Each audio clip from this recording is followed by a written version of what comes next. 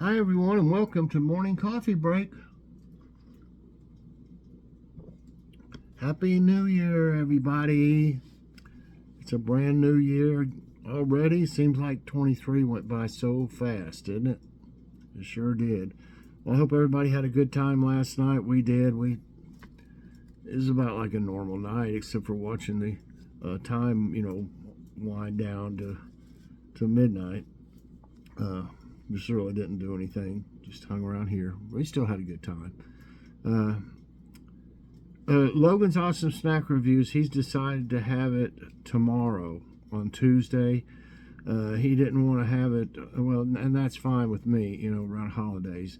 He didn't want to have it on New Year's Eve or New Year's Day, so that'd be fine. So it'll be tomorrow. And today there'll be a Let's Take a Walk video. It was nice and sunny out, beautiful day. It was a little windy, made it a little cool, but it was a real nice day for a walk. So I got out there, and I'm glad I did, because I realized when I went out there, the clouds were in this amazing formation. You'll have to see the video. I did a short on it as well, but the clouds just looked really, really wild.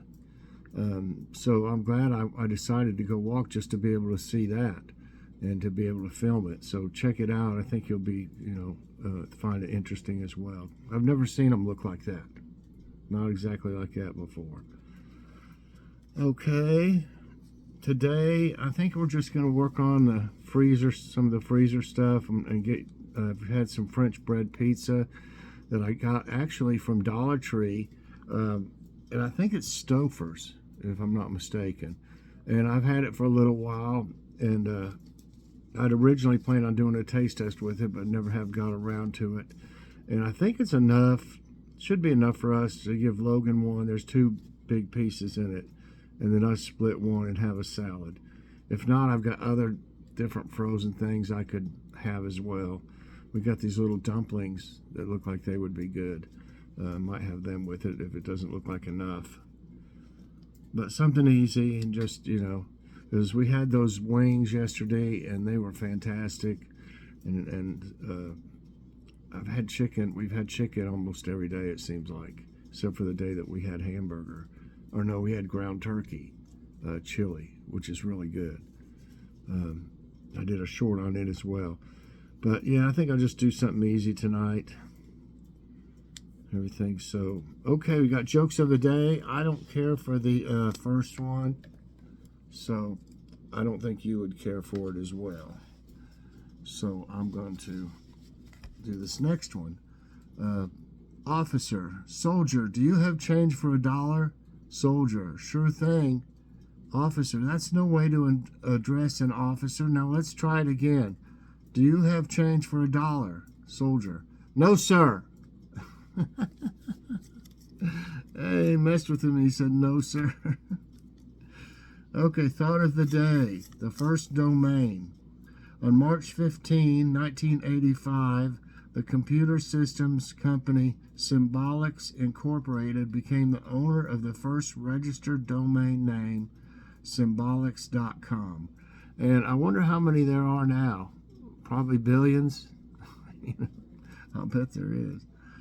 Okay, let's go back, and I saw a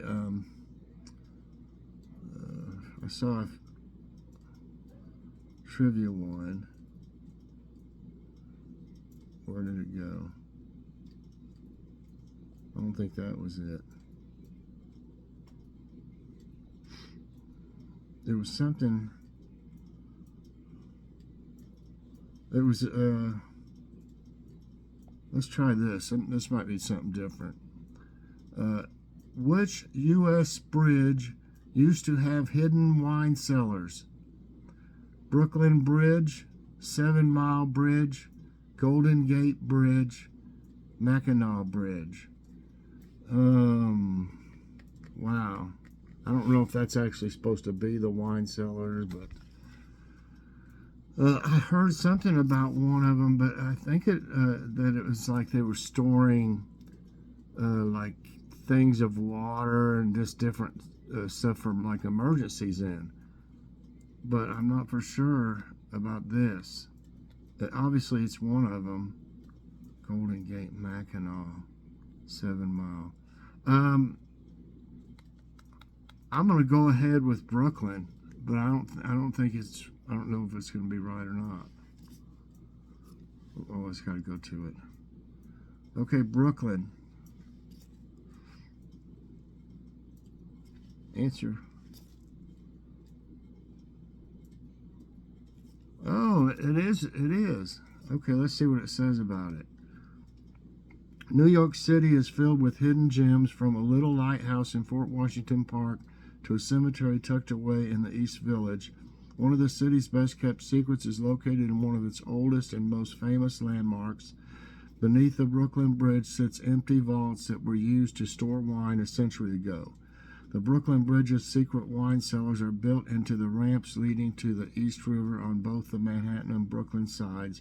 They're not vital structural features that serve a dual purpose. Their sole purpose was alcohol storage. I wonder what.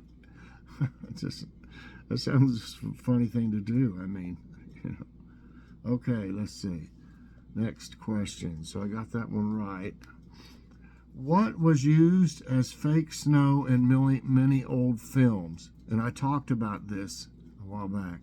Asbestos, ice shavings, cotton candy, glue. Remember when we had something about The Wizard of Oz, I think it was, and you remember I was talking about it, and I said that when they show that scene in the field when it snows, that was asbestos. And you know, I'm sure it caused illnesses for anybody that was in contact with it. And there was several other things that happened in that movie. But anyway, it's asbestos. This one you got to press answer. Most of them you don't have to. And that's right.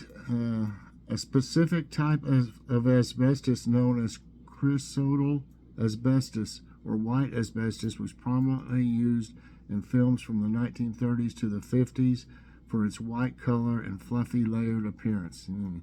Asbestos is a naturally occurring fibrous substance that was used for a wide variety of reasons throughout the early 20th century, ranging from fire insulation and building tools to even auto parts that are still being used today. Wow. I think, don't they have some in brake pads? I don't know if they still do or not, but that I'm pretty sure they used to be asbestos. Okay. I mean, as long as you didn't come in contact with it in any way, I don't see how it would, bother you. But man, having that snow, just they're breathing it in and everything, I'm sure. Which philosopher said, "I think, therefore I am"? Homer, Socrates, Descartes, Plato. And I'm not for sure. I mean, I've heard that before. I think, therefore I am.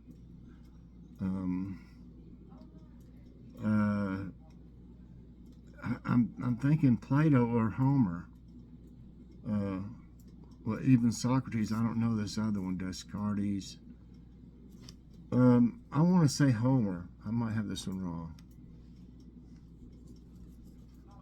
Nope, it's Descartes, which I didn't know anyway, so I wouldn't have got it right. So I got one wrong. Rene Descartes, 31 March 1596 to 11th February 1650, was a French philosopher, scientist, and mathematician, widely considered a seminal figure in the emergence of modern philosophy and science. His best known philosophical statement is "Cogito ergo sum," I think, therefore I am. So I missed out on that one. Okay, in Spanish, what is the meaning of Nevada? Covered in snow, desert land, orange soil, rocky. I don't think it's Nevada is all like desert. think there is some there, or orange soil or covered in snow. I would have to say it is rocky. I'm going to go with rocky. No, so I missed this one as well. It's covered in snow, and I wouldn't have even thought that. I'm sure they got plenty of snow, but let's see. The name Nevada comes from the Spanish Sierra Nevada, which is also a mountain range in Spain, meaning snow-covered mountain range. Nevada is the Spanish feminine form of covered in snow or snow-capped. The most well-known nickname for Nevada is the Silver State, and it goes on about that. Okay, so I missed out on that one. Which organ is enclosed in the pericardium? Stomach, heart, liver, spleen. Okay, organ is enclosed. Okay, I know that, you kind of got a little protection of your heart.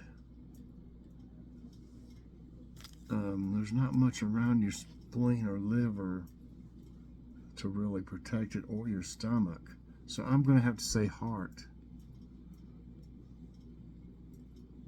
That's right. Okay, let's see. Your pericardium is a protective fluid-filled sac that surrounds your heart. I didn't know it was fluid-filled like that. I mean, I know there's fluid around your heart, but I didn't know it was it surrounds your heart and helps it function properly. Your pericardium also covers the roots of your major blood vessels as they extend from your heart. These are known as your great vessels, as they include your aorta, main pulmonary artery, pulmonary veins, and superior and inferior vena cava. Okay, that's interesting. Which of these U.S. states shares a border with Illinois?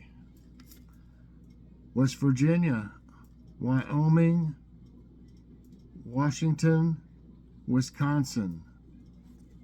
Okay. Okay, I'm looking at, I lived in Illinois. I lived in Lombard, Illinois. It was like, I think it was called like the Lilac Town or Lilac City. I think that was like the motto or something. Not motto really, but they had lilacs everywhere, in other words. West Virginia. So this way. Wyoming. But Wisconsin, I think, is on the other side, and then there's Michigan up. I'm thinking Wisconsin. I could have it all wrong. Yeah, that's right. I was trying to think of the map, in my head. And, it's funny, you really just kind of take for granted, okay, where Arizona is, where Washington State is, where Michigan is, this and that.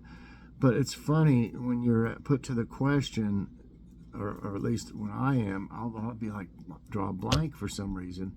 And what helps with me a little bit is if I picture the map, of the United States. So anyway, Wisconsin's right. Illinois is a landlocked state in the east, north, central U.S., a region also known as the Midwestern United States. Illinois borders Wisconsin to the north, Michigan via a water boundary in Lake Michigan to the northeast, Indiana to the east, and Kentucky to the southeast. So it's not, West Virginia's obviously doesn't touch it. The Mississippi forms a natural border with Missouri and Iowa in the west. The state's nickname is the Prairie State.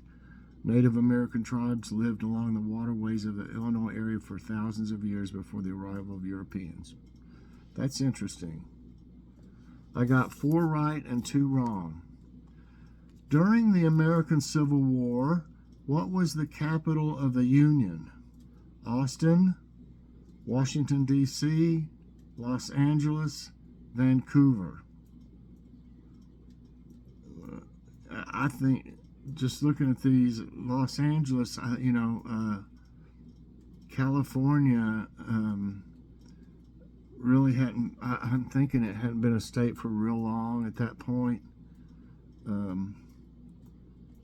Austin had so much trouble down there. I really don't think that would be the capital because it's down more south, but it's to the east, southwest. I'm going to say Washington, D.C. That's right. Deduction. Washington, D.C. was the Union capital during the Civil War. It was home to the United States government and served as a base of operations for the Union Army throughout the war. Okay, next question. Who was a leader of the Untouchables who targeted Al Capone? And it just shows a picture of Al Capone there. Who was the leader of the Untouchables? Tom Amandes, Elliot Ness, William T. Rasmussen, Robert Stack.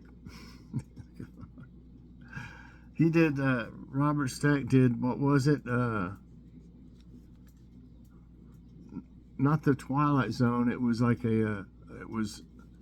what was that called? Mysteries, some kind of show, if y'all remember what I'm talking about. It's still on today, I believe. But it was one of those shows about, crazy things that's happened. But I've watched several movies this type, and it was, I'm pretty sure it was Elliot Ness. Robert Stack, I can't believe it. Elliot Ness, that's right. Robert Stack. Special Agent Elliot Ness is one of the most famous federal agents in the history of law enforcement. As a supervisor of an ordinary team of agents, he did the extraordinary. Against all odds, he and his Untouchables broke the back of organized crime in Chicago, a city that was dubbed the crime capital of the world. Ness performed brilliantly as both a crime fighter and leader in a time of national distress. Next question. 6 right, 2 wrong. What is the name of the hat traditionally used by chefs? Cloche, C-L-O-C-H-E, Fez, F-E-Z, Ivy, I-V-Y, and Toque, T-O-Q-U-E. I always called it a chef's hat. It's one thing I never did get is a chef's hat. I've got an apron and all that kind of stuff, but I never think to put it on. Golly, I don't know. Fez. Look at the chef's fez. Ivy, Toque. This will be a shot in the dark. Just the first one sounds like it could be a hat. Cloche. Nope, it's Toque. I guess that's how I pronounce it. T-O-Q-U-E. The traditional tall, white, pleated chef's hat is officially referred to as a toque, which is an Arabic word for hat. Arabic had the first chefs, I guess. I don't know. While this word has been used for thousands of years to refer to any brimless hat, the French popularized using toque or toque blanche to refer to a white chef's hat. Okay. Next question. 6 right, 3 wrong. November draws its name from the Latin word for what number? 8, 10, 13, 9. Now, how does that make any sense? Okay, you figure November is the 11th month. Then why would it be, I don't know, 8, 10, 13, 9. 10 is close to 11, but I don't know. I'm just going to say 10. No, it's 9. That is kind of weird, though. September, October, November, and December are named after the Roman numbers 7, 8, 9, and 10, respectively. Now, how would anybody know that? They were originally the 7th, 8th, 9th, and 10th months of the Roman year. Okay. Before July and August were renamed after Roman rulers, they were called Quintilis and Sextilis, meaning the 5th and 6th months. The word month itself is related to the moon. It originally measured how long it took for the moon to complete a cycle around the earth. So interesting. So I went 6 and 4 today. Some of those were pretty tricky, and some I've never heard anything about them before. Just kind of had to use deduction or guess or both. So anyway, I hope y'all enjoyed this Happy New Year edition of Morning Coffee Break. If you did, I hope you'll press that like button. Also subscribe if you haven't already, and share this out, and hit that so you get all my videos as soon as they come out. Everybody have a great Happy New Year day, and check out Let's Take a Walk and the Crazy Clouds. You'll just have to check them out. So have a great day, everybody, and God bless.